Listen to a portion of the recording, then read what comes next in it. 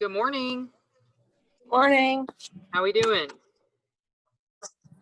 We are just thriving. Good. I like that word. Yeah.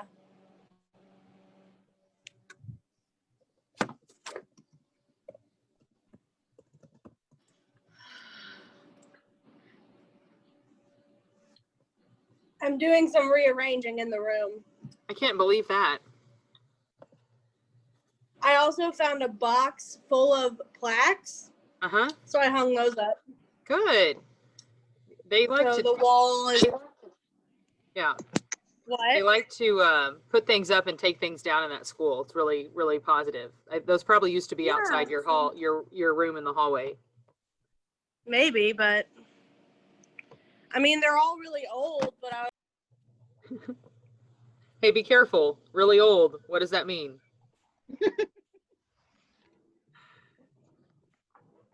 Your colleague's considerably younger than I am.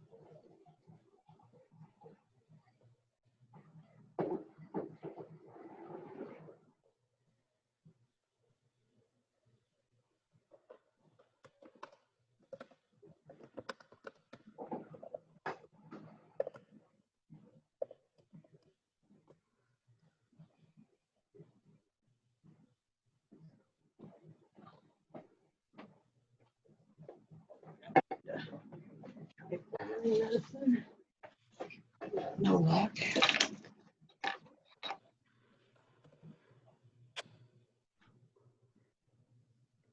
Oh, okay.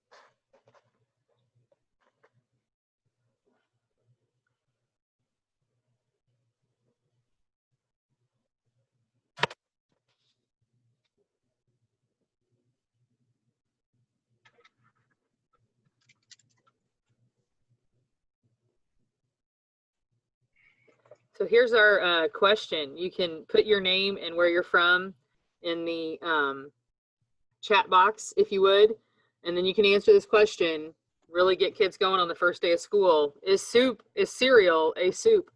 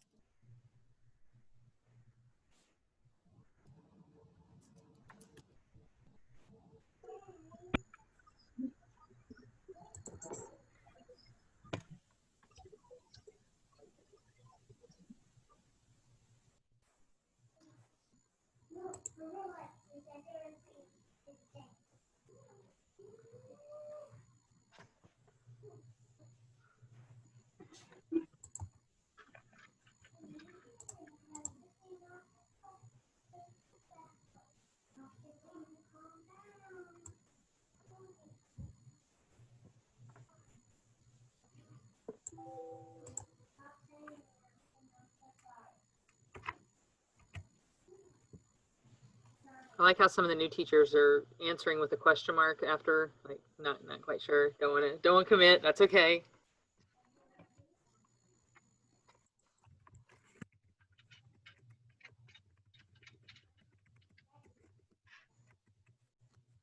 Good morning, guys. If you're just joining us in the chat box, we're going to put your name and your school, if you would. And then just for fun to get started, I knew this would rev up Tim. I was pretty sure I could peg what he was going to say on this. So it's one of those, is cereal a soup? And a good question to ask your kids, kind of a fun thing to get them going. So we've got some absolute no's, we have some yeps, we have some depends on the time of the day. So fun thing to get going here on a Friday morning. And we'll wait a few more minutes as people are entering, and then we'll get started.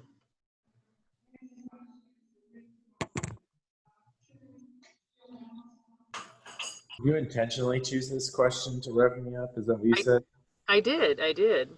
I was trying, I have a list of these, and I was like, oh, this is the one. This is the one for Tim Davis for sure. Yeah, it's the one that will drive me nuts. Did you get clothes out last night? Then no, because Janice and Reese are still asleep.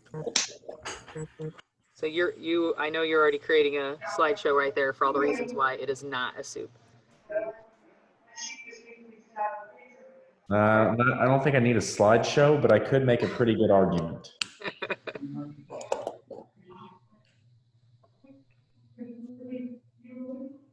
Guys, if you just joined us, go ahead and in your chat box, if you want to go ahead and put your name and your school, just so everybody can kind of see who's here. You can. You want to come? And then we've just got a fun question here to start the day. Do you even know what it is? Yeah, but I can't figure it out. I attach my headphones now. I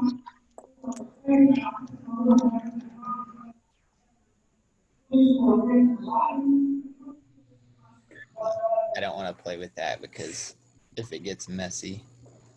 No, it won't get messy. We normally just keep it in the same place.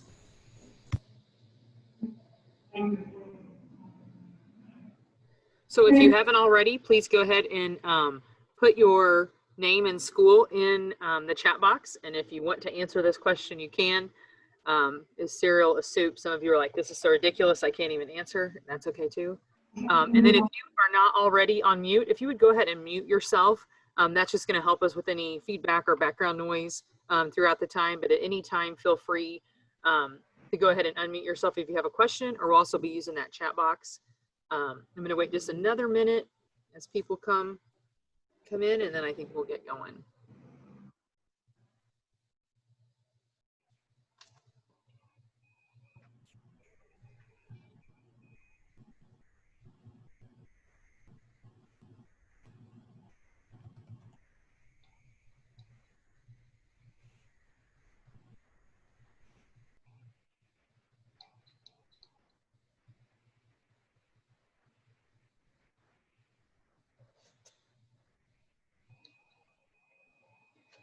Okay. So Tim, if you're ready, I will go ahead and make you a host. I think I can do that.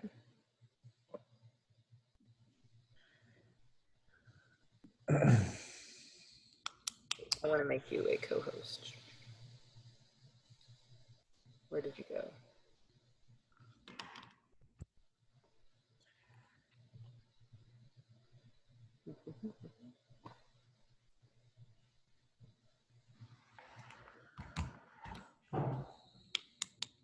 Okay, either way. Okay, fine. I guess you do have to make me a host or something. I can't share my screen if I don't. Yeah. Okay, now can you share? I can try. Oh, yeah, looks like it. Perfect. Okay, so guys, thank you so much for being with us today. I'm going to be turning it over to Tim for our Google training tips, and this is really supposed to be useful for you guys. Tim has presented this a couple different times for us, and so we wanted to get one where we can record it and have it for other people as well.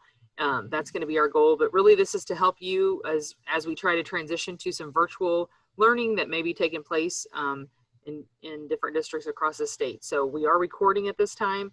If you have any questions, I'm going to be monitoring that chat box. So use that feature. But then if there's also something that it'd be easier for you to just unmute your mic and ask that question, then also feel free to do that. But I know Tim really wants to answer your questions and move in that direction today. So if you want to go ahead and take it away then, Tim, we'll get go. Yeah. Okay. That's fair. All right.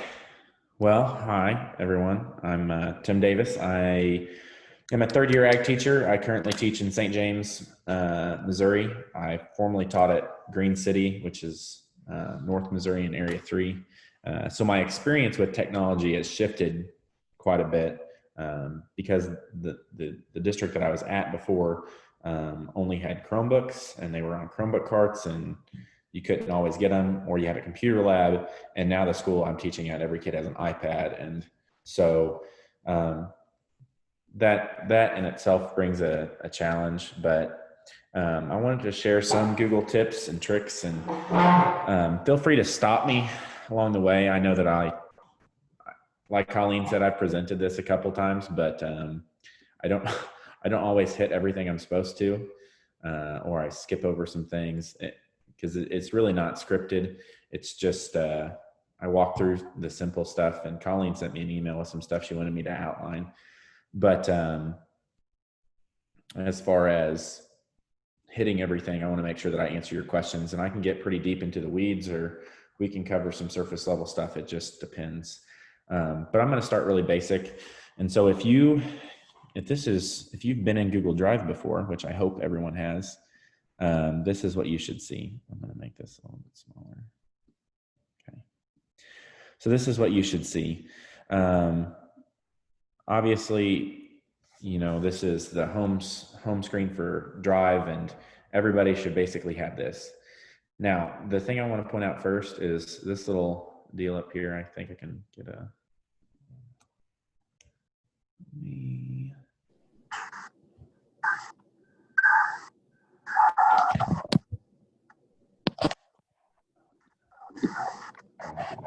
okay, maybe I won't annotate. I thought I was going to use the annotation tool. This little thing right here, it's called a waffle. It's because it looks like a waffle. But this is where all your Google apps are, and you can adjust this to meet your needs. So if I don't need this in here, I can just drop it below, and it won't show up in the top unless I scroll down. So you can change this to meet your needs. You can readjust it. I can pull something from down here, and I can bring it up top. Okay. And then I can rearrange within this up here and move this around as I need to. So that way it's easier for me to access those particular things. I have the three big ones I use: Gmail, Drive, and Google Classroom. So those are my three up top. But okay, and then this is just in the way. Okay, let me make sure I get to going. Okay, and Gmail. I don't know what your Gmail looks like, but this is what my Gmail looks like. It's pretty easy to use. There are these things on the side. You can open them up. You can have calendar open at the same time, so I can open up my calendar and I can have that. I can have Google Keep open, which is like a Post-it note, so I can check things off, or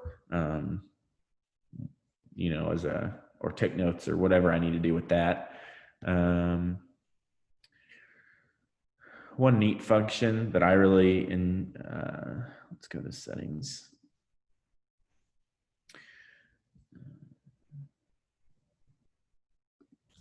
So one setting that I really enjoy is being able to mute somebody.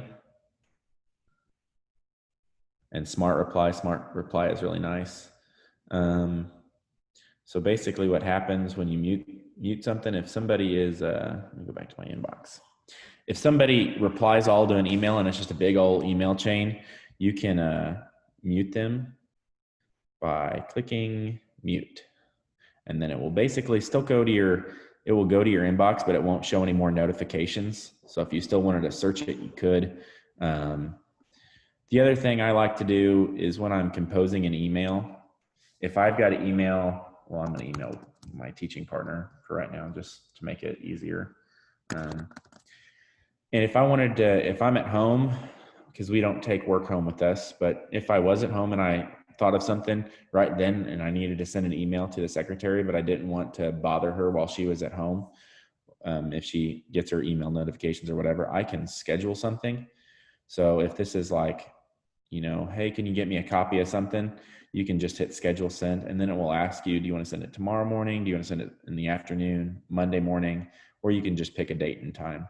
I found that really helpful when I'm at home thinking about something or whatever else with that. And then there's also a setting.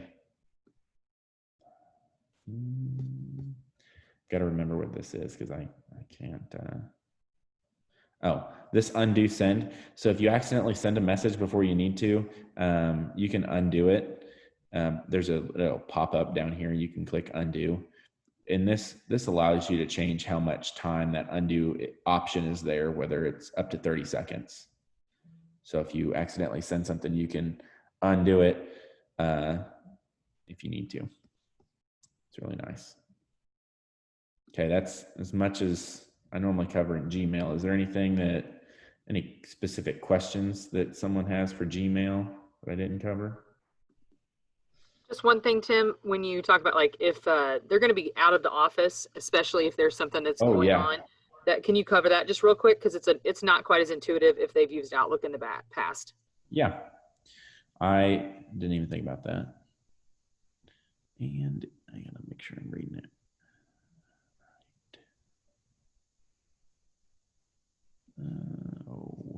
Vacation responder. Okay, so it's right here. You can make it, you can turn it on, you can turn it off. So if they send you several messages, this will be sent at most every 4 days. So if somebody's replying to you and you're engaging them, it won't automatically send a reply if it's within that 4-day window. But if I'm on vacation or if I'm at national convention, right, I can put this for national convention, you know, in a normal year, maybe it's the 27th, and there's a last day is October 31st. I don't want to be bothered at all. So I'm gonna be like national convention, or I'm out of the office or whatever. You can put some greeting in here and just be like, I am away at national convention.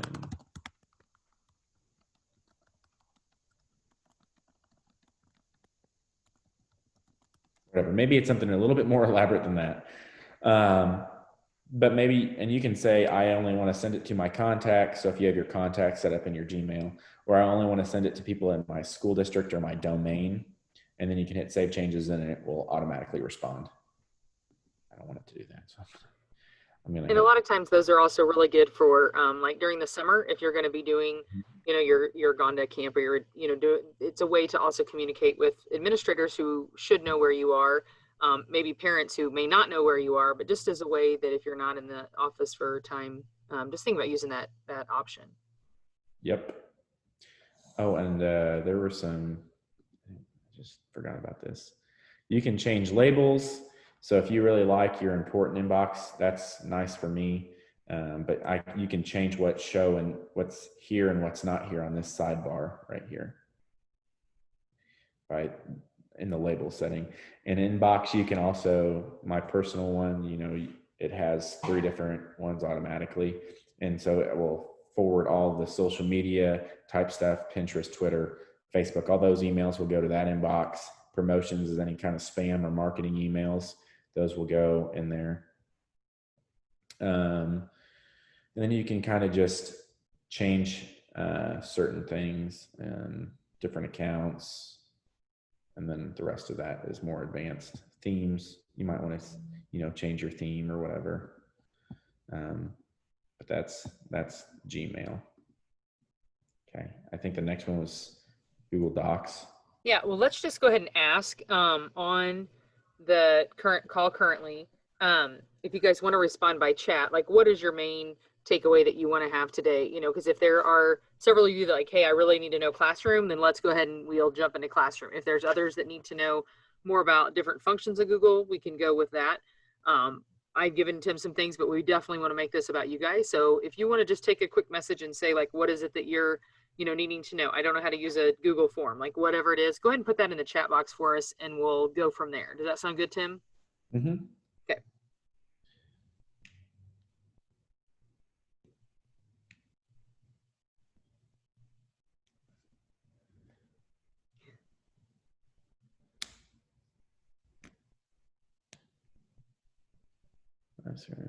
Okay, organizing Google Drive and Classroom. Google Ooh, Site. Google Sites. Is that a throwdown? Is that a challenge or not? No, I mean, Google Sites is not something I've messed with regularly, but Okay. it is a very unique thing that I've seen some people do some cool stuff with. Okay. So it really looks like Classroom. So let's start with that, and then let's make sure we spend a little bit of time on Drive, and then if we have some time, we'll go to Sites and then some of those other some of the other docs and sheets or forms if we need that. Okay, because you might cover some of those things as you go through the classroom. Does that sound good? Yeah. Okay, guys, thanks so much for letting us know that. I'll try to put that so I can see it. Okay, so Google Classroom. So this is what my Google Classroom looks like. My school is a Canvas school this year, but I've used Google Classroom in the past 2 years. So I like Google Classroom. It's very simple, very user friendly. So if you want, if your school does not automatically populate your classes, you can create your own classes, and you can do that by hitting this little plus button. You can say join or create a class. And if I hit create a class, another window is going to pop up, and maybe, okay, so one way that I could communicate with my FA chapter is maybe I just put this as St. James. Okay, and you can fill this in if you have different sections or whatever it is, you can fill that in. But then you hit create, and then it'll take a second, and then this will populate.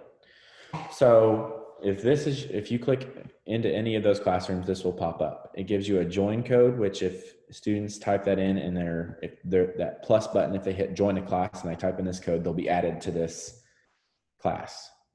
So the stream, the first thing, this first homepage is called the stream. It's where, you know, I think that this is like your Facebook feed. If you log into Facebook, this is what you're going to see. And this is what's kind of going to update itself. You can select a theme. I can change it to something else if I wanted to. All I got to do is, you know, maybe I wanted this one. So I can just select a class theme, and then it's going to change it and changes all your colors and stuff. You can upload your own photos and everything.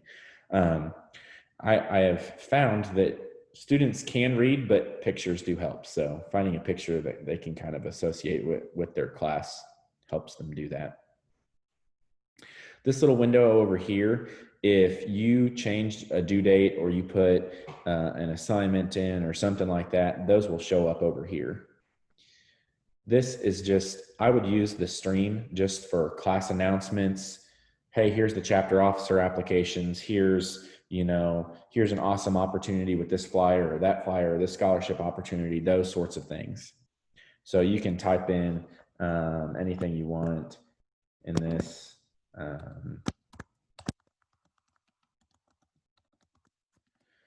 And then you can add files to it. So I can add them from Google Drive. I can link them from another place. If it's a website, I can add a file from my computer, or I can put a YouTube clip in here. And it could be like hey, read this article before class, we're going to discuss it. Or, hey, watch this video. Or here's a link to an application. Or here's a Google form I want you to fill out, or something like that. And the really neat thing is that you can change. So if I had more students in this class, I could select what students get it, or I could select all students. That just helps. That might help you keep it straight if it was like, oh, this is only for seniors, so I'll select all my seniors, or, you know, those sorts of questions, those sorts of things. Then you hit post, and it would, well, here, I'll show you what it looks like. I can always delete it. So then it would post on this stream, and then if you post something else, it's just going to show it chronologically. So then,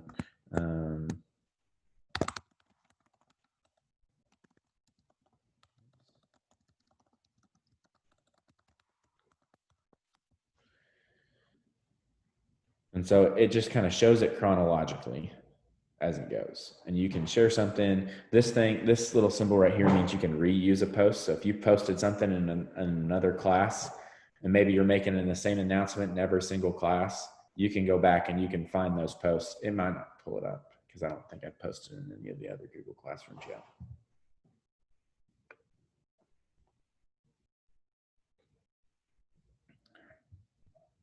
Okay, I'm not gonna wait on that, but you can select, you can reuse a post from another class if you did that.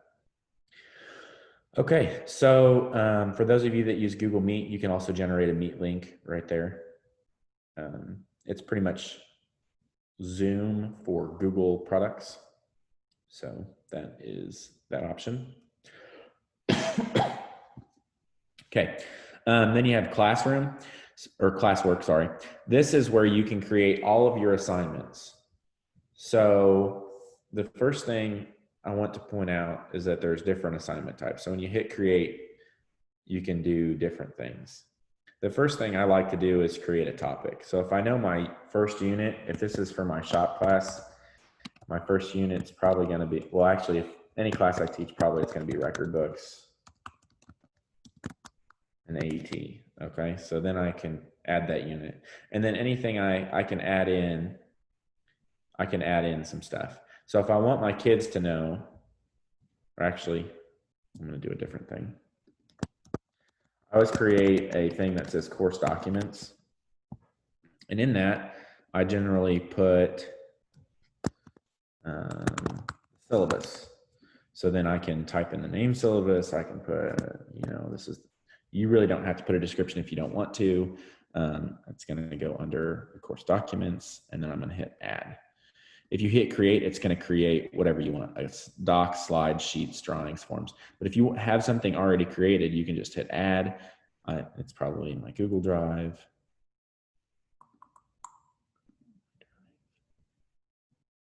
If you've worked on it recently, it will show up over there.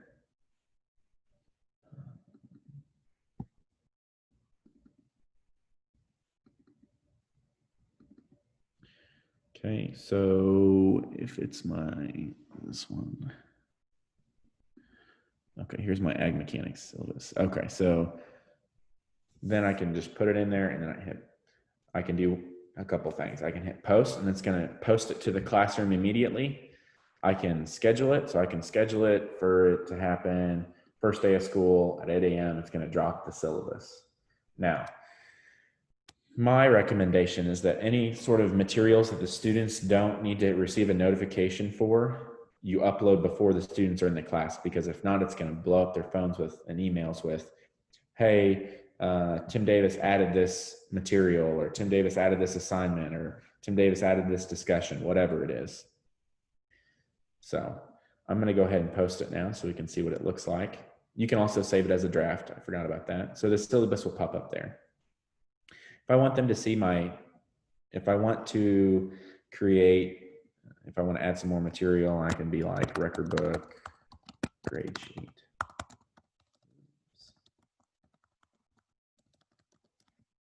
Okay.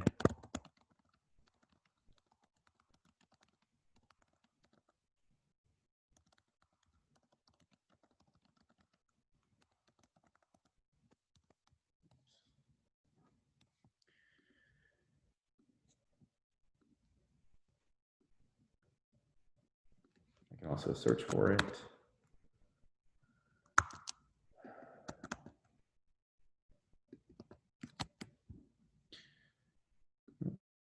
AT grade sheet, insert. Post. So there's the grade sheet. Now, if I wanted to, okay, say this is my mechanics class and we get past record books. The next unit's probably going to be safety. Okay, So I'm gonna, oops, I'm gonna change the name of it.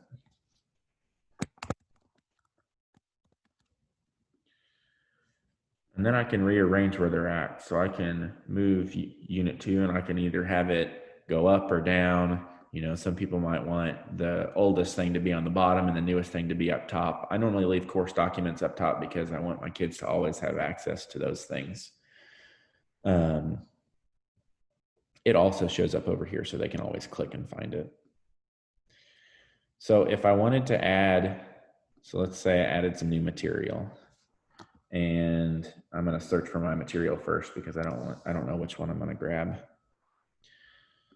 So I can go into, and somebody had a question about organization. Here's how I organize all my stuff. Like in my drive, under my courses, it has, for the most part, it's arranged by pathways. So if I'm going to ag mechanics, I'm going to go to power, structural, technical. And those are each folders that you've named, and then you put the files in it with a common name on your files as well. Would you say that's how you do that so you can easily search for it? Mm-hmm. Okay. And I can search for things if I can't find it, or if I'm looking for something and maybe it's in somebody else's file folder or whatever. Yeah. So and you can really only do that on my drive somewhat. On the shared drive, it gets harder. And so that's a frustration. I don't know, Aaron, if you were talking about your own drive, I sometimes want to be like, please put these things in folders instead of sending me 27 things all named updated budget. Like that's not helpful, right? And so some of the time you have to also ask people to do that. So yeah, so this is the Burns PowerPoint, use, this, whatever. You can put a description here. I'm not going to right now. I'm just going to hit post. And then the reason I uploaded that, because then the next thing I'm going to say is, okay, you have to do an assignment.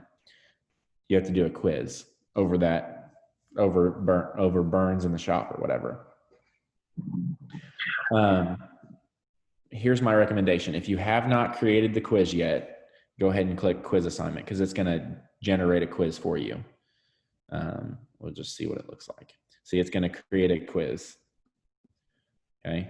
But the problem with that is if I've already got it created, it's going to generate a blank quiz, and I'm going to have 57 blank quizzes in my Google Drive taking up space and just in there called blank quiz. So instead of doing that, I'm going to discard this, and then I'm going to create an assignment. And then I'm going to add from my Google Drive. I'm just going to search for it. See, that's where that blank quiz showed.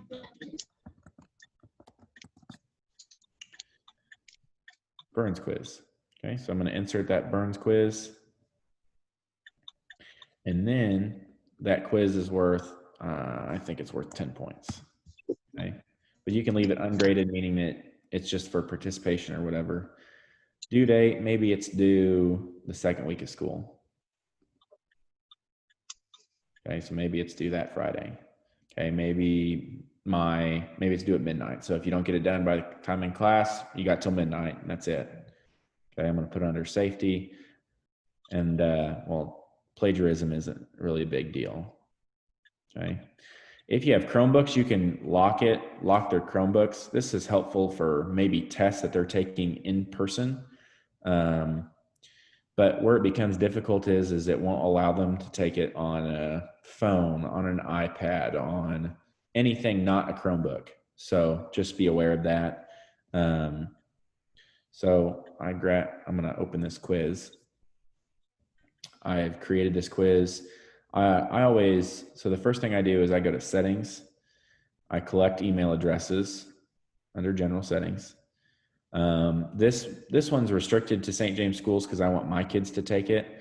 But if I was sharing this form or this document with somebody else, I would need to make sure that if I was sending this out to Area 14 to take a poll on something, I would need to make sure that box is not checked, because if it is, those people won't be able to do that. I can limit them to one response. As you in this thing, when Classroom imports grades, it automatically limits students to one response and collects their email addresses. Yeah. I heard somebody say something.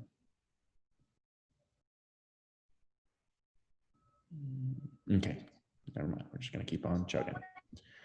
And restricts them to your domain. So that's just in there. So the rest of those I don't find as important. Presentation in a quiz, I normally shuffle the question order, and then, well, I don't show them a link to submit another response, so I'm going to deselect that. But sometimes you can show them a progress bar to let them know, okay, I've got this much left to do.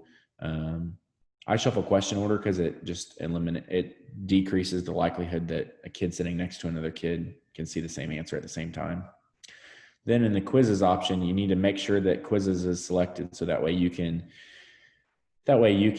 assign point values, you can tell what an answer is, those sorts of things. And here's that lock mode again. So I don't select that because we don't have Google products here, so that would make no sense for me to use that. And then there's two options. So either I can release the grade immediately after each submission or later after it's reviewed. So I choose later if I've got to grade something in the quiz, and immediately if it's just a multiple choice or matching or some sort of quiz that is graded. The reason I do that is because if a kid sees, if maybe there was 2 or 3, response questions, and those are worth 5 points apiece, and the quiz is worth 30 points, and it's going to show them that they received a 15 out of 30, when in fact they probably didn't receive a 15 out of 30. They probably received, a 28 or whatever after you grade those responses. So it freaks some kids out. And so if I've got to grade 2 or 3 answers, I just put it on manual review, and then it's not a big deal. So once you save those settings, it's going to bring it to this. I always put a name question in there, so that's a short answer question. They put their name. It just helps me organize their quizzes. It will also collect email addresses. So this is a multiple choice question. I just put in, all these answers. And then when I'm done putting in all the answer options I want, I hit answer key. I select which answer is the correct one, and I change the point value. And then I hit done. And then I'm ready to go to the next one. I also, on this little 3 dots, I also shuffle option order. So that also decreases the likelihood that a kid's going to see the answer in the same order sitting next to somebody.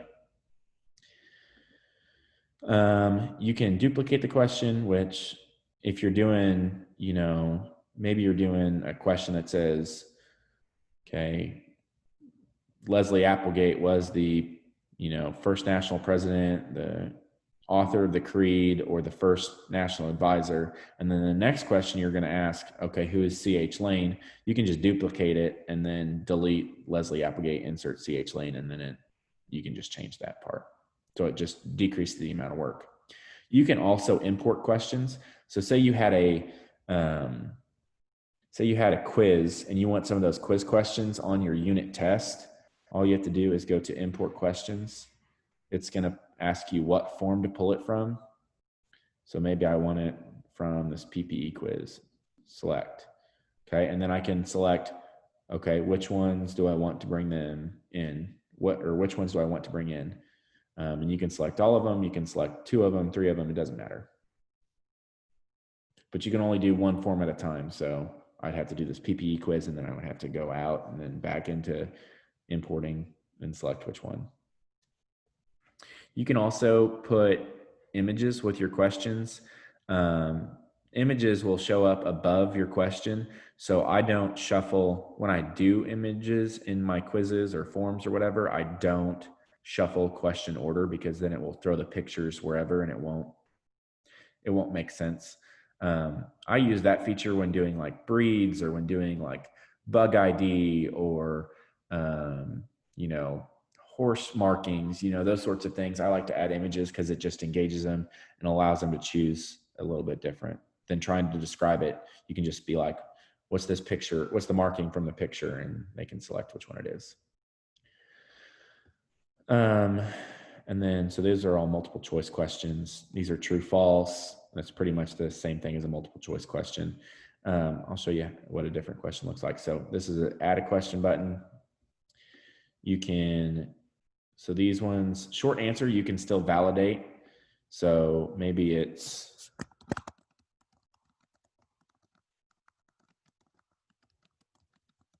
how many square feet are in an acre? Sometimes you'll see suggested correct answer, and you can validate it, right? So if you know that the answer is 43,560, you might put in here 43,500. You might put a comma in there. You might think about a couple different ways that the kids are going to put those in there, because if you do that, it's not going to always grade it for specifically. You can mark all of their answers correct. And this response validation is that if I try to put in, if I was answering this question and I try to spell out 43,560, it's not going to let me submit that because it has to be a number. So if you want them to get the right answer, maybe you're doing like a, I don't know, maybe, okay, if it's this number, make sure you put in here, do not add units, because that will throw off the system. So you can add that validation in there. Okay. You can also add a section. I'm going to delete this. You can also add a section which maybe you want all your multiple choice questions in section 1, all your true false in section 2, all your response answers in or in section 3. You can do that. So same thing, you can duplicate, move, delete, or merge with the above section. So if I merge with above, it's going to just merge it. Up here, you can change the color. So maybe I want it to be, I don't know, gray with a little bit of darker. So it's going to change what those look like. You can also preview the quiz. So this will show me what exactly the kids are seeing. This is nice to go back at the end and make sure it's what you want. And then that's it. So the difference between docs and sheets. So if you share a sheet or doc or whatever with somebody, they're going to be able to, depending on what you set the settings at, they're going to be able to change things or just view it or whatever. Collaborators are like people that are going to add to this quiz or whatever. Because if I hit this send link, it's going to send a link to take the quiz to somebody. So just keep that in mind. If you want to send this to a para or maybe your co-teacher or whatever, add them as a collaborator. Don't just send it to them, if that makes sense. You can also print them, and say you have a kid that, reads better off paper, you can still print it. I know that that's going to be maybe not this year, but in years future, maybe you need to print a quiz. You can still do that. It basically turns it into a paper quiz. Pretty easy. Okay, so that's that part. That's making sure that the quiz is good to go. Once that quiz is good to go, and I can just put Burns.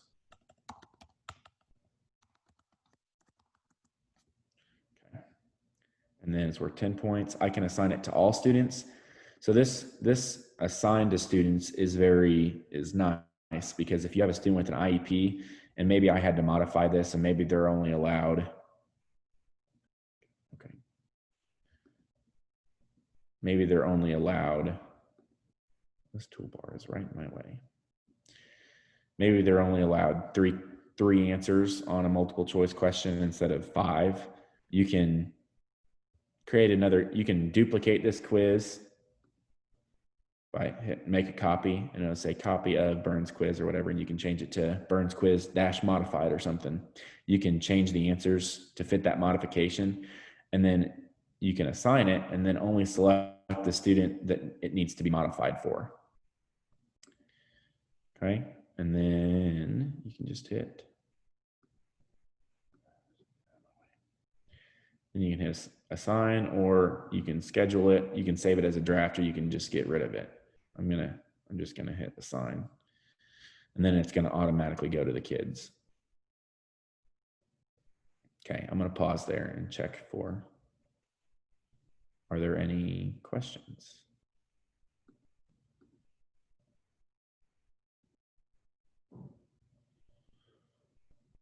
Okay. I guess there's none relevant to me. Colleen? Say again, I missed that. I just wanted to make sure that no one had questions in the chat that I wasn't. No, I was answering some of them, so we'll ask Laura real quick because you may have another answer to this.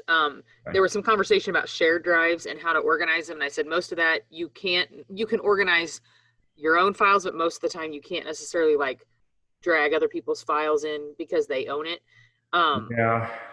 But I said that if depending on what you want to do with that, so if it's something you're going to make your own, you can make a copy of it and save it to your drive. You can move like an entire file to your own drive, but that's going to take off those shareable pieces.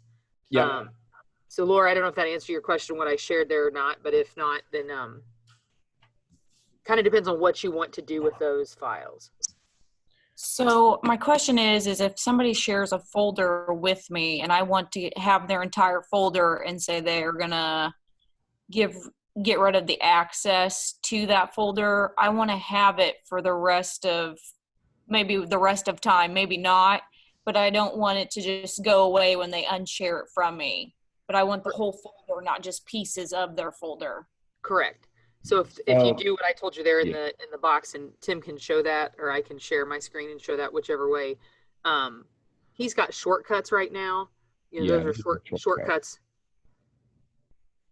So these are shortcuts. So like all these files are from other ag teachers across wherever. So I just added their shortcut to my drive because I know that the ag ed discussion lab's not going anywhere. But I had a problem where I wanted my Google Drive and my co-teacher from my last school wanted my Google Drive, and I wanted my Google Drive. And so I asked my administrators what they were going to do once I leave. Like when my contract's up, what are you doing with my stuff? Are you deleting it? Are you making it, inactive? What are you doing with it? And they said, we're just changing the password on everything so you can't log back into it. Well, that's fine. I can still share it. So I just shared it with myself at my new school, and I'm still able to access it.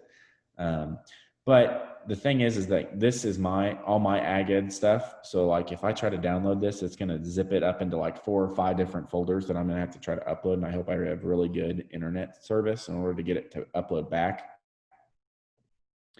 But if I wanted just a folder, so if I go back in here and I wanted, let's go back to this folder, and I wanted my safety folder. I wanted all that.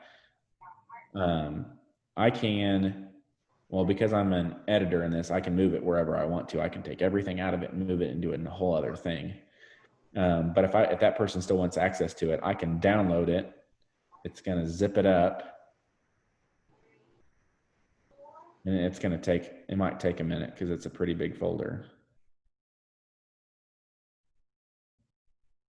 So whenever I zipped up one of them, because I was just going to re-upload it to my own drive, so I knew for sure I had it, it said loaded with 3 different errors. And I don't know what the errors were, but if I want it to be exactly the same. Yeah, that's a great question. Unless I specifically see it, I may not be able to answer that question. And we can Zoom later or whatever. I can try to problem solve. But once this file is zipped, I can just upload it to my drive where it's at now. And it's going to upload it. Because this will happen sometimes if like you're trying to download, I don't know, the curriculum from the Missouri FFA website, right? If you're trying to download some of that curriculum, it's going to zip it up. In order to unzip it, the easiest thing I have found, as soon as it pulls up, okay, so it's going to pull up here. I open zipped files with zip extractor, takes you to a third-party website, asks you to approve some stuff, and then it loads all the files in here. And then I just click one click button over here. It's going to say unzip or extract files. I'll click that, and then it will upload everything and as an unzipped file as a folder up here. And then I rename it because it has a whole bunch of letters and numbers after the thing. But once this uploads, I'll show you the button. So it shows you all the stuff that was in that file. And then I just hit extract and it's gonna upload it as a folder up here with all that stuff in it. I'm gonna remove that so I don't have to do that twice. Tim, that may be something we want to share out, because that was a question the other day of, they were afraid that was like a spoof thing, you know, spam. So zip extractor is the one they should pick. I have never had a problem with it. Sometimes it bucks an error on, you know, if it's a super old PowerPoint or something like that, that it just has a problem with. But for the most part, I have not had any problems. Okay. Okay. So, okay, that was a quiz assignment. Long derail. But if I wanted to create like a, okay, this assignment is, maybe it's career research.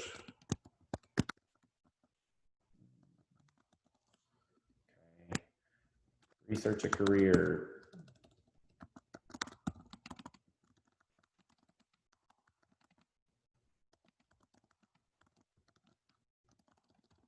If you just wanted to write a one-page paper about it, you can just say, oh, it's due, you know, at the end of September, you know, midnight or not midnight, doesn't matter. I can create a new topic and I can be like, all right, this is my unit 3 careers. Okay, and you can add a rubric. So this is a new setting. So you can create a rubric and you can change what kind of points are given. So first, this is maybe you're given points for uniqueness, right? Or maybe let's just put, okay, maybe we just put description. And you can just put, so what you want them to do would go in that. So maybe write a sentence on what the career does. Okay, how many points it's worth? Maybe it's worth 5. Maybe this is the best one, so maybe it's awesome.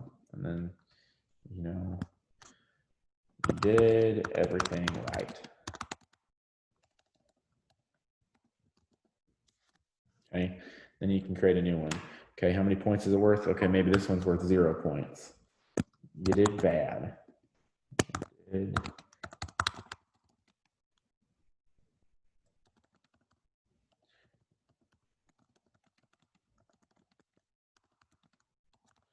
Okay, so I didn't want to put maybe, I always want to be positive. So maybe you did not great. You didn't do bad, you just didn't do great.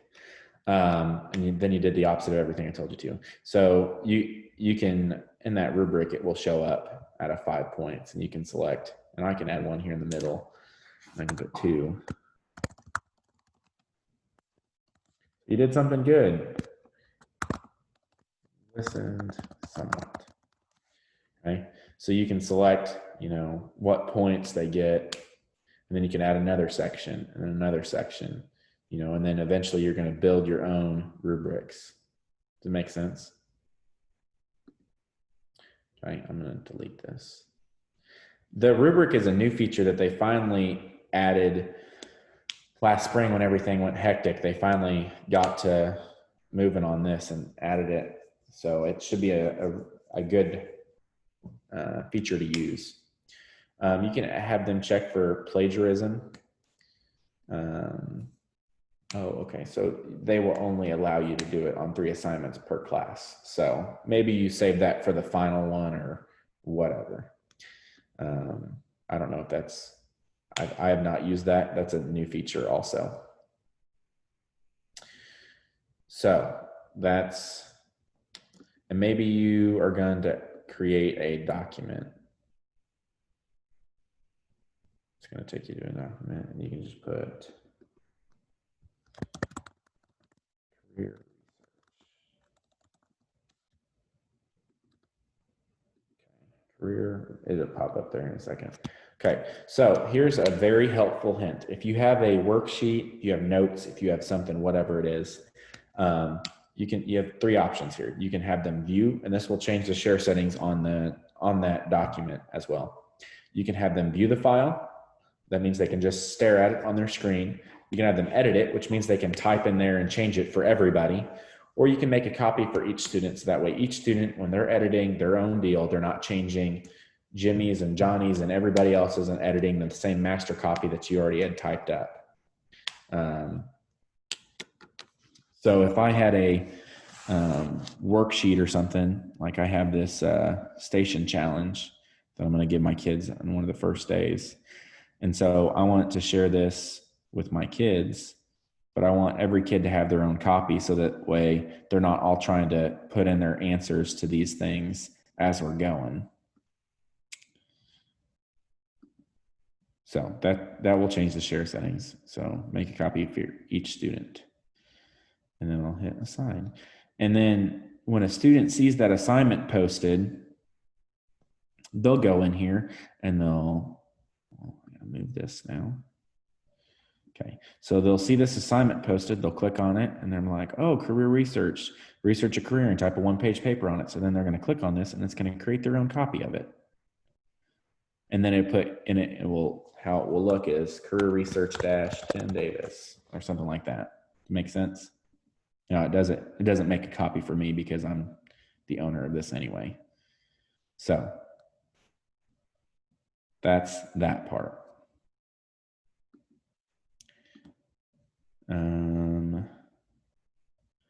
Okay, question. So if maybe every day you start off the day with a discussion question, or like I would ask, or maybe it's a study question at the end or an exit ticket or something like that. So maybe you put, or maybe it's a thing you start out at the beginning. You can just put, what do you want to? Okay, so you can say type, if you're going to do like the online college class, you can just be like, type 250 words. You must respond to 2 classmates and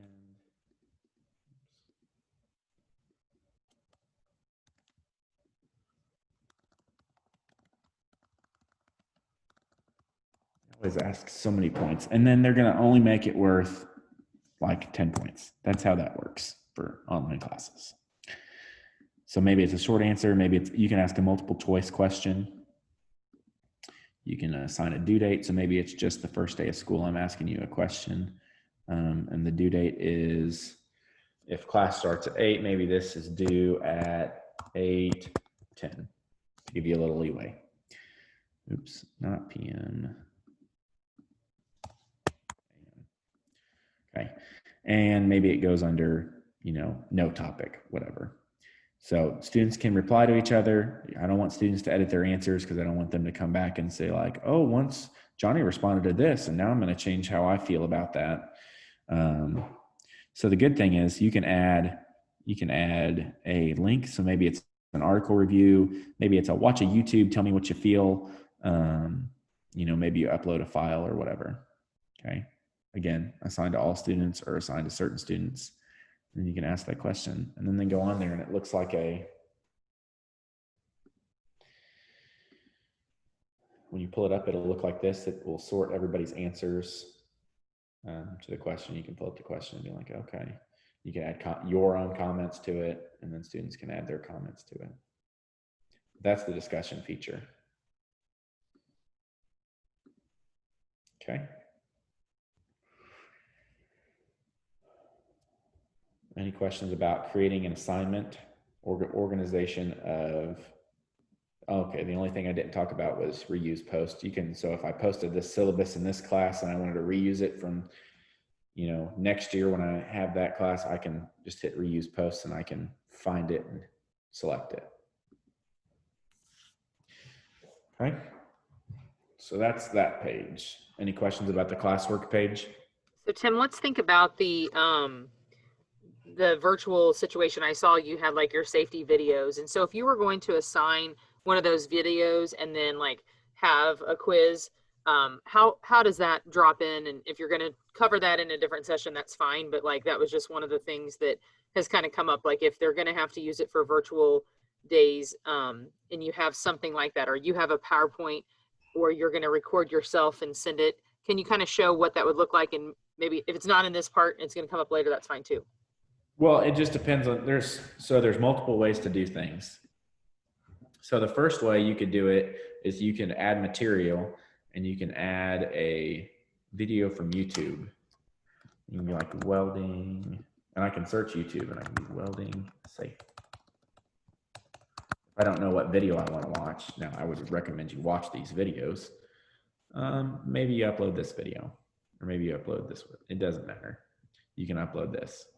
You can put welding safety video, watch this video, take the quiz, and you can put it under safety. Doesn't matter.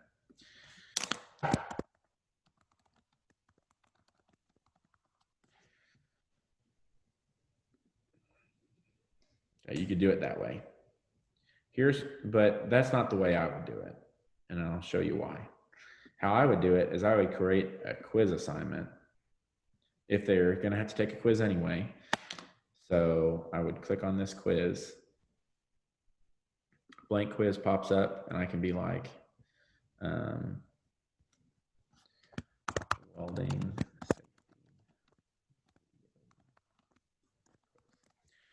Okay, and then in this description, I could put watch the video and answer.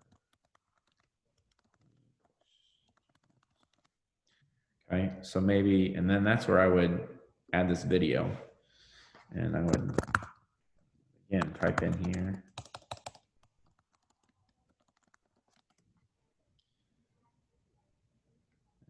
It was this one, so I'm going to hit select. Okay.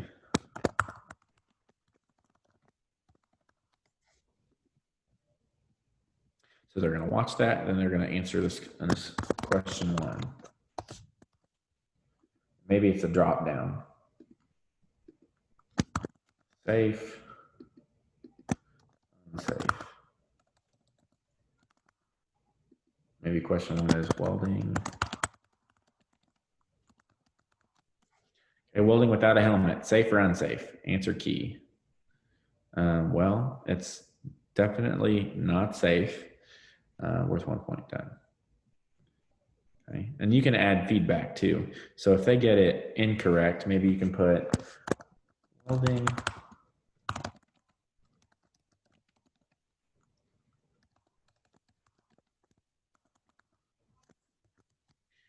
And you can add, another video that they have to watch to supplement that wrong answer. Maybe you have to watch this other video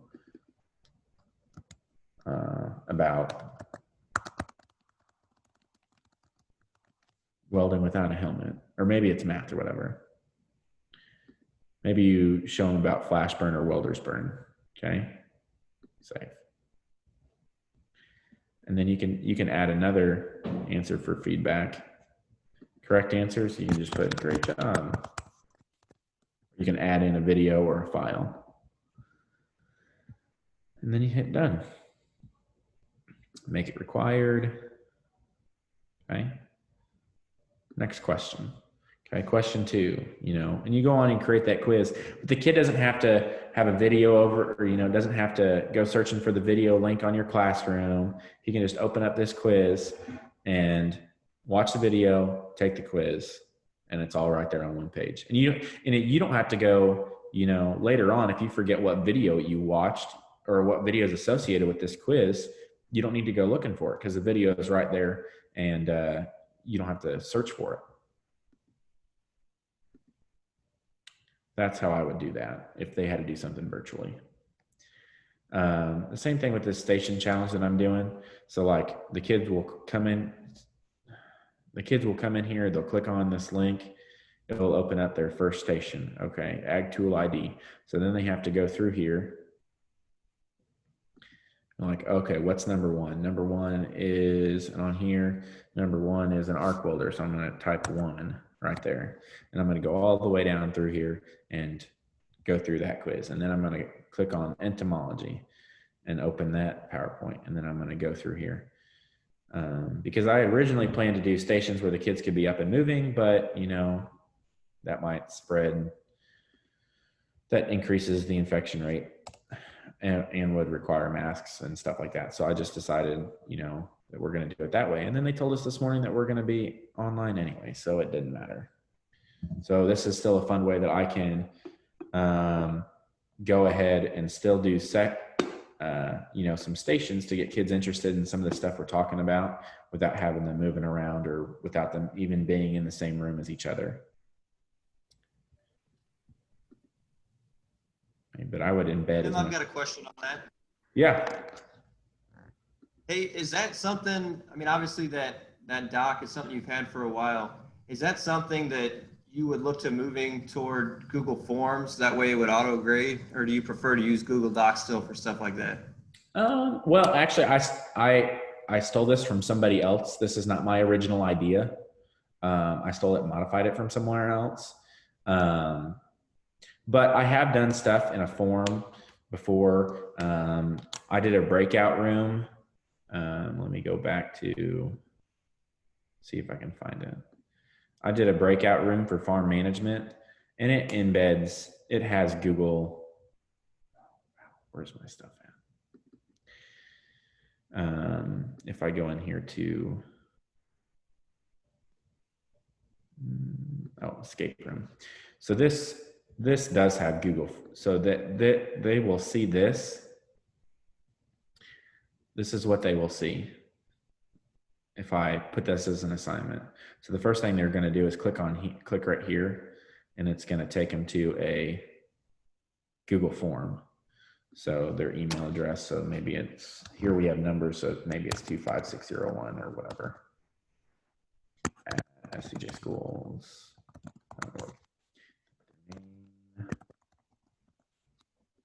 Okay, and the first question is, how much 48% protein mix is needed? Well, first, I have that out of order. So they have to find clue number 1. So they need to click around the picture, trying to find clue number 1. Okay, clue number 1's right there. So then it pops up clue number 1. How many pounds of 48% protein mix is needed to mix with 7% protein corn to make 2 tons of 15% feed? Maybe it's 475. I don't remember. Try again, don't use labels. So they obviously didn't get it right. And so they need to keep doing that math until they get it right. And once they get it right, it unlocks the next section. And then they click around that escape the farm picture, trying to find the number 2 clue. Okay, number 2. So once they pull that up, okay, the rule of 72, how long does it take to double? So then I can go back onto the form once I've unlocked the next section, and I can go onto that. So I have used forms before. I think that they both offer, you know, my original idea is that they were going to do this in person. So now that they're not going to do it in person, you know, I might have to move it online or might move it to Google Forms just to make it easier. But, you know, Tim, can you answer, how do you link your slides off of that station document? Can you show how that's done? Oh, yeah. And then we also have a question about how do you delete an old class that you want to get rid of? And maybe kind of talking through also how do you copy something from an old class that you would want to save without having to redo it? Or if they have like 2 sections of Ag Science 2, how do you differentiate those and have those sections of the same kind of thing? Those would be a couple of questions. Okay, so internal linking, just same thing with slides, sheets, docs, doesn't matter. There's 2 ways to do it. You can go to file, or not file, insert, a link right there, or you can hit Control or Command K. Click that. You show what text you want to put in there. You can insert a link. So maybe it's, you know, this one automatically populates some other things. So I inserted, so what I did is I went to this and I would send I want this to, I'm changing this so that way anyone can view it.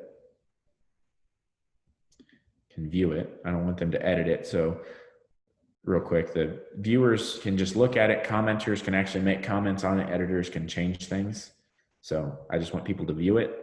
So I'm going to copy that link. I'm going to come back to this station challenge. Okay, for example, I'll highlight forestry. I can go to insert link, and then I'm going to paste that link in there. And now when I click on that, it's going to pull up that station challenge. So that's how you link in there. Did you get all those steps, Aaron?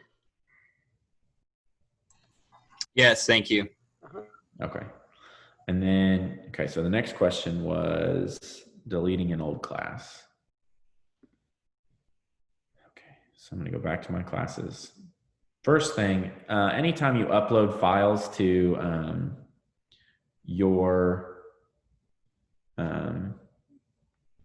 anytime, let's see, sorry, you upload files, it's going to put them in a Google Classroom folder all to itself. So I can pull up anything, any kind of classes that I've uploaded. So this is, so last year's courses, you know, anything I uploaded to my advanced livestock production class is going to show up in this folders and the groups. Does that kind of make sense where I can find it? And those don't go away. If I delete the classroom, those are still drives on my drive. And you can get to those. So if I go to, well, maybe these people already have classes. Okay.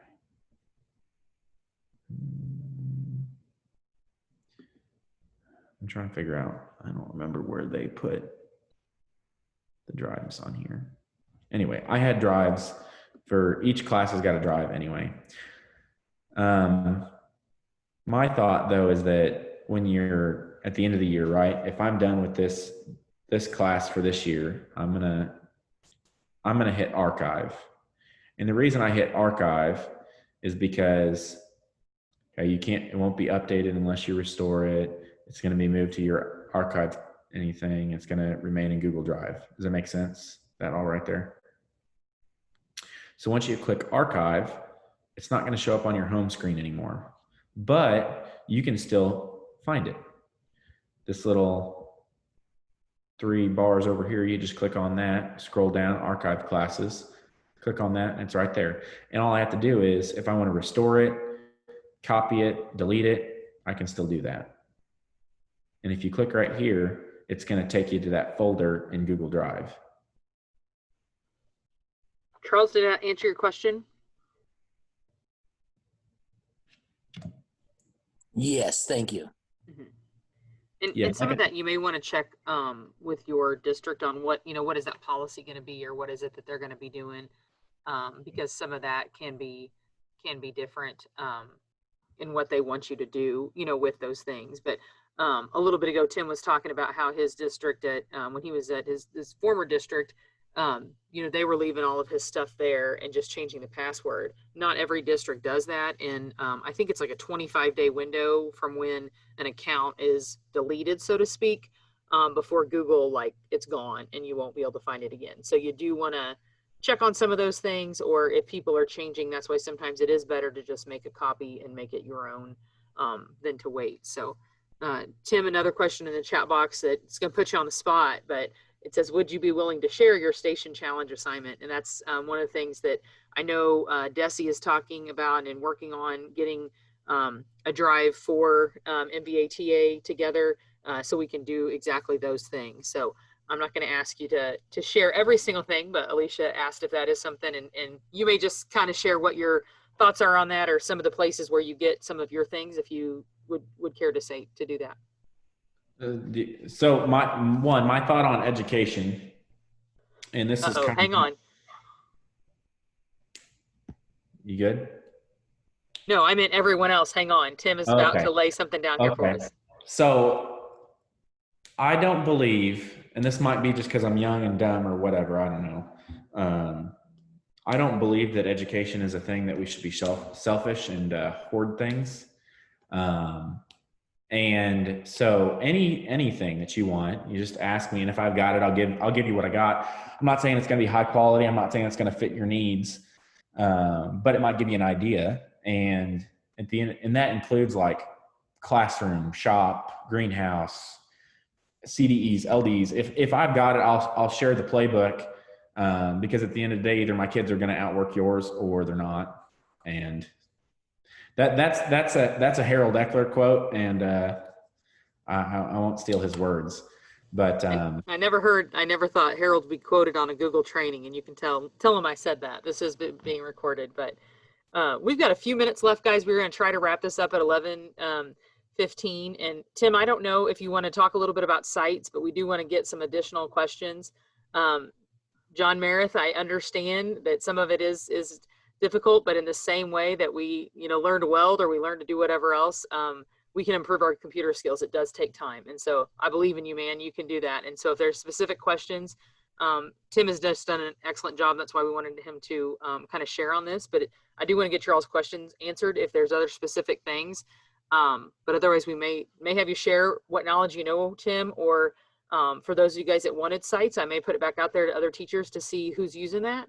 And we can go from there. But if there's other things that you guys need that we can help with, I got to know your need to begin with. I know Dr. Tummins and I were kind of talking back and forth, and there's been some conversation about Canvas and that may be another need. And so we're hopefully going to do another webinar like this in the near future to kind of get the basics or the abilities of Canvas. And so I'll turn it back to you, Tim, on that. But if you guys have any other questions, this is the time to kind of ask those as we have about 5 minutes left. Okay.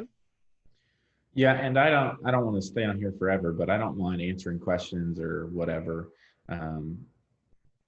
Colleen's got my email and contact information. I can share that. Just shoot me an email and I'll try to answer it the best I can. Yeah. And a couple weeks ago, I sent out a lot of different resources that Tim has, drives from other parts of the country and in different parts of the state. Brent also just shared there that G Suites for Education training is also very helpful, and it does explain sites really well. And then, yeah, absolutely. That Simple K-12 website and Facebook are great for free PD to help with Google Classroom and Meet. That's absolutely right. And just making sure that you're also checking with your administrators on, kind of what's going on with your district and what it is that you're using as you move forward with that. Canvas is a little different. It's not terribly different. It's just kind of different buttons and that kind of thing, John. Yeah, I've started messing with Canvas, and I am in a learning curve, but I'm getting there. So Google Sites is basically like a free website for Google, and you can create, and it's very, very, it's different. It's not like any of the other things that you've probably used before, unless you've used a website builder. But basically you create this thing, and maybe this is a WebQuest website. Etymology, okay. Okay, and then you can put titles and you can change all this stuff.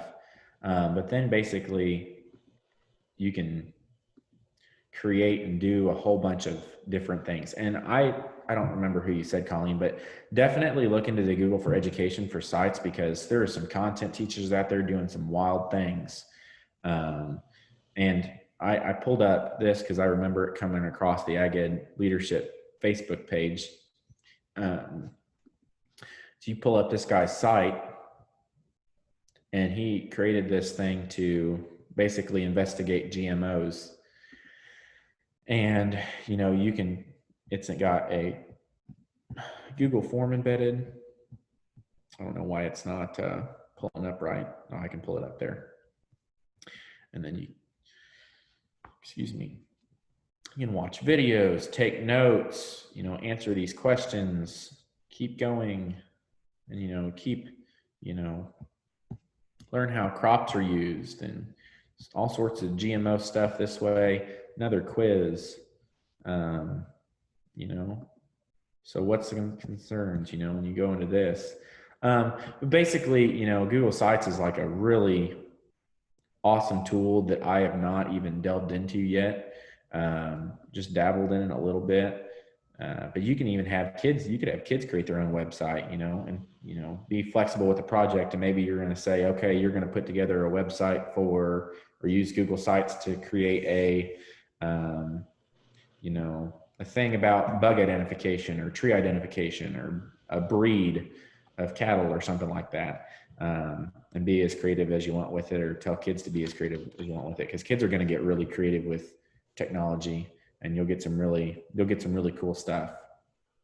Hey, Tim, can you drop that link in the chat box to that GMO? Yeah. That's the first time I've looked at it. I just remember seeing it, and let me do that. Yeah, and so Dr. Tummins just shared again I don't know if there's people on the phone, that said that Marie Davis is working on an MVATA curriculum drive, and she's going to send out an email soon with instructions and a link to a forum where teachers can upload resources. I can share a preview of the forum if you want to see it, and so that would be something that's there.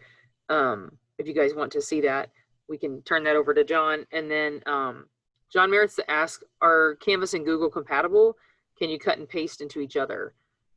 Yeah. So, and here's the thing is that I had created all the safety quizzes on my safety test on Google Quizzes or on Google Forms, and then had to upload them to Canvas. So let me log into Canvas and I'll show you what I had to do. So in my ag structures class, I had to basically in assignments, I had to go to my safety tests, or I had to create an assignment. And in that assignment, you pull up this assignment, it's got a thing in here, and I'll just have to manually do it. And that's only because I didn't feel like converting everything over to Canvas. Maybe that's a next summer project, converting those to Canvas and retyping all those. As of right now, there's not a great way to import Google Forms into Canvas that I have found. Somebody might find one out there and if you do, let me know so I can do that. So that's what the homepage of Canvas looks like right now, John. So very similar in the fact that like your dashboard looks the same somewhat, of there's your courses, and then when you go into a course, it has assignments, it has those different pieces on the side in a similar method. And that was something I was discussing with Dr. Tummins on, just someone that's used Canvas a lot in identifying that teacher as well. Not that Tim hasn't, but he's like, Kevin, when you do it with kids and how do kids get on and all of that kind of stuff, it's a little bit different. Canvas is something typically that your school is going to pay for, and they're going to have like all of their kids on there, and that's a platform that you're doing as a school district. And so Google's a free tool, so a lot of schools are using that. Canvas is something they're going to have to pay for, and your students are going to have to be assigned kind of that way, a little bit more like an SIS would assign students to classes, is the way I understand it. Alicia asked, does anyone have experience using ICEV and Google Classroom together? Is it even possible to integrate ICEV into your Google Classroom? I just Googled this real quick because I know that I've seen several deals on it, and I do believe it is very possible to do so. That's what I said. I really feel like that was something that John Andreas, who's our like sales rep for this area, that he was talking about some of the things that they were doing and making sure that they got it. So Alicia, are you able to see a screen right now that what Tim's got up? I just sent the link in the chat too. In the chat. Well, look at you go. Yes, I kind of wish I would have just Googled that. I mean, I feel kind of. Oh, no, you're good. You're good. No such thing as dumb or stupid questions, because somebody else has those questions too. Yeah. And yeah, Dr. Tummins probably has, I'm just now learning how to be the teacher side of things, because I've been a student side of Canvas, but teacher side,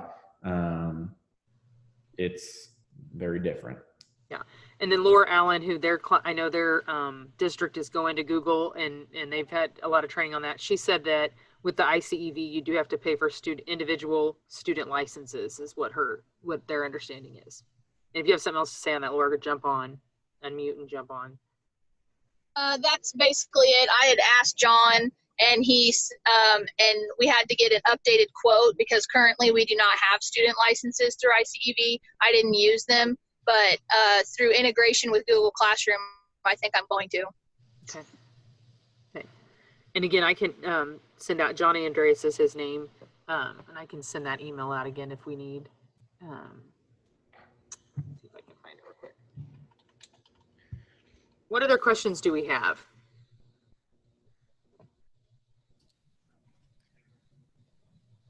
If you're trying to get a parent to sign an electronic form, maybe a Google form, maybe a Google Doc, like a syllabus, and you want to have the kids have their parents sign it to ensure they've read it, is there a specific Gmail add-on app that you're using to collect electronic signatures? I've seen a lot of people use DocuSign. I'm not sure if I don't have anything that's comparable to that. Yesterday, so this got sent out to our district about accessing IEPs, and she walked us through, using Google Slides, how to activate people's. Now there's no FERPA data being shared. It's just basically how to. So, but this form, like if you went to fill out this form, I already filled it out, but I'll just show you what my responses were. So yes, I've reviewed it, this, and then electronically sign your name. That's one way you could do it. Like you could insert as a link here and be like, read this, sign this, Now, how do you know that your student's not filling it out? Great question. And I would just make sure that those parents' emails match. Like if they have to sign in, make sure that they have to sign in to fill out that Google form, and then make sure that those parent emails match their thing. But I've heard DocuSign is one way. I know MSTA used DocuSign to sign for payroll deduction for membership this year instead of doing paper copies. So that's one way you could do it. I don't know. Adobe offers a signature file where you upload a signature file, but it's pretty cumbersome. Most of what I see is just the type in your full name as an electronic signature. Mm-hmm. Hey, Tim, that does bring up another question though. Like in your classroom, is there a way to give parents access so that they know, and they are like, if people are going full on virtual and parents want to know what is happening, and what kids are responsible for, is there a way that they can see those assignments and that kind of thing? Yeah, you can add them as students, or you can give them the classroom code, and they can still see everything. Now they'll show up as, if you type in their email, maybe it's my mom.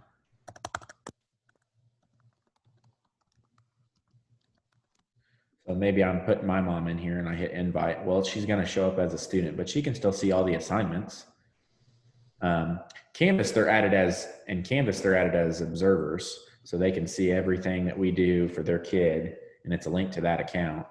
And yeah, but I'm not sure if there's a way to. Tim, this is Amy Kessler from Wright City. When you're clicking on the people, once you've added your students, there is a, you can invite a parent. Okay. And then every assignment that they get, that the student gets, the parent actually gets an email alert that there's an assignment. So you don't have to add them as a student. There'll be an actual student, and then there'll be a little link. I think it's 3 buttons on the side that you can invite a parent. Okay. That's Thank you. That's my brother. I'm not sharing somebody else's information. That's my younger brother. I was trying to see if I could do that, but I think they have to accept the students have to accept that invitation first. Okay. I just knew that was something that, could come up, and it definitely with all of the drama of the spring, and some places said, yes, it's a grade, no, it's not a grade. And parents said, well, we didn't even know, blah, blah, blah, all that stuff. And so just thinking about that. And again, that's probably something you're going to talk to your administrator about, is what is that? But just also letting people know that that's an option. And so we want to make sure we do that. Were there other things in the chat box that I missed? Anybody else that have any final questions? No, but I can add this. I do know that, like in our district, we use Google Classroom. So once a parent is linked to, say, my Ag Science 1 class, they're linked for every class that the student has for Google Classroom. So they don't have to add for every classroom. Once they're linked with one, they're linked with all. Okay. Awesome. Yeah. And then Laura also said that Canvas does offer a training and that she thought it was better than some of the Google training. So that was great. So anything else, Tim, or any other questions? Dr. Tummins, did you want to share that form that was coming up real quick? Sure, I can share my screen and show you guys what it's going to look like. Okay. I think I've got it, so you should be able to share. I stopped sharing, so. Okay. Well, I've been working with Marie Davis and with Joanne Pipkin, and we're really, what came out of our meetings at MVATA was we need to have some kind of a shared curriculum, some kind of a living curriculum, some resources for teachers who are going to be using alternative methods, but then also some bigger conversations about, long term, how do we have more of a living curriculum? So here's the form. Basically, Missouri FFA has a Google Suite account, which means we have basically unlimited storage, and we're going to have an MVATA type login. Another problem we have is all the curriculum is posted in different places. So we're hoping to add a link under the Missouri FFA curriculum resources to a Google Drive where you all can download resources, use resources, and it'll be in a format where the curriculum is pretty static on the website, and then you can save it a local copy and then modify it as you want to. But here's what we're looking at probably, and if you guys have suggestions, Marie's going to send this out later today. Basically, it's a Google form.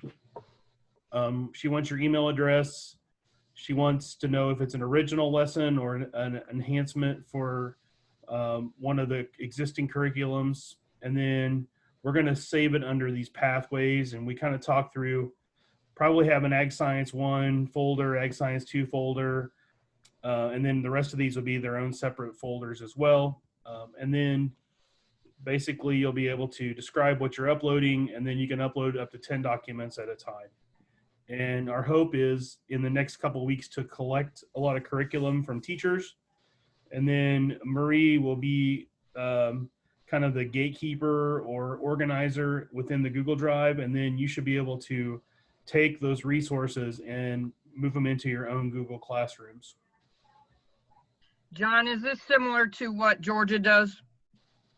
I think so. We looked at Georgia's as a model, but yeah, this one would be more Missouri specific, and it's going to be in Google format, where it's easily moved into your Google Classroom. Okay, thanks.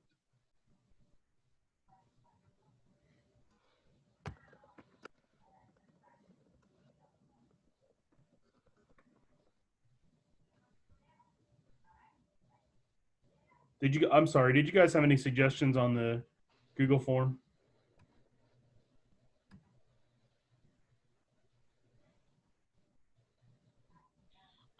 The only thing I would suggest is maybe like substitute plans instead of a pathway, like just have like a substitute folder. I don't know if that's a good idea, but it's an idea. I have, not that anybody would want this, but I would be willing to share it. Before one of the downloading websites was blocked at our school, I was able to download a lot of YouTube videos because they seemed to like disappear on me. And I was able to download several of the Modern Marvel videos. Not that substitutes aren't capable, but I've found that a lot of substitutes are not capable of teaching my class. So sometimes I'll just leave a Modern Marvel with a worksheet over whatever we're currently learning about, but that's what I do. That doesn't mean it's right, but. Okay, thanks. John, do you think like within this, would it be like having plant systems that could be multiple different classes though? You know what I mean? Like, so I don't know, within those, will she just organize it into, this is more of a greenhouse, this is more of a agronomy, this is more of a, those. Yes. Those kinds of things, because that would probably be two different classes. Yeah, I think her plan is to drive people to the curriculum on Missouri FFA for plant systems. Mhm. And then whatever enhancements come in will be organized under those agronomy, greenhouse, nursery and landscaping titles. Okay.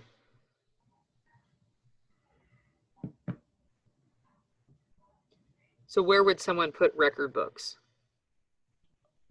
If it was like an intro to record books, probably under Ag Science 1. Okay. And then if it's, yeah, that's a good question. So that's what I would think too, but then I don't know, depending on what it is they do, I guess. I don't know if it stands alone or not. It's always a part of something else, but Maybe this should be just changed to SAE/FFA.